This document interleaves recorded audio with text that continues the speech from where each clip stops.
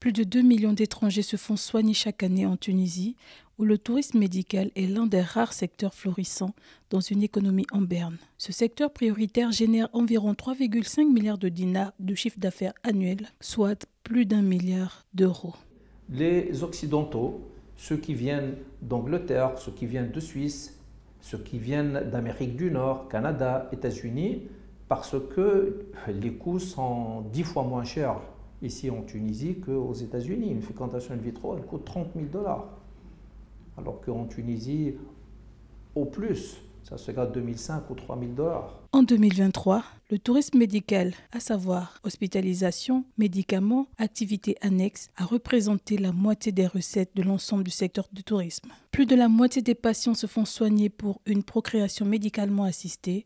Oui, déjà, j'ai une sœur que j'avais emmenée en 2018 qui a réalisé les mêmes choses avec moi que j'ai fait. Donc déjà, c'est déjà une réussite. Aujourd'hui, elle a eu 2 jumeaux, c'est déjà bien. Oui, c'est pour cela que j'ai aimé.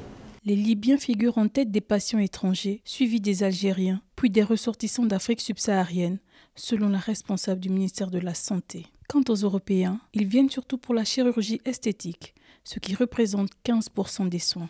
En chiffres, le secteur du tourisme médical draine plus de 500 000 patients qui bénéficient d'une hospitalisation et plus de 2 millions qui arrivent en ambulatoire, soit ils reçoivent des soins dans la journée, donc ils arrivent le matin, ils repartent le soir. Surtout, on a les Algériens et les Libyens.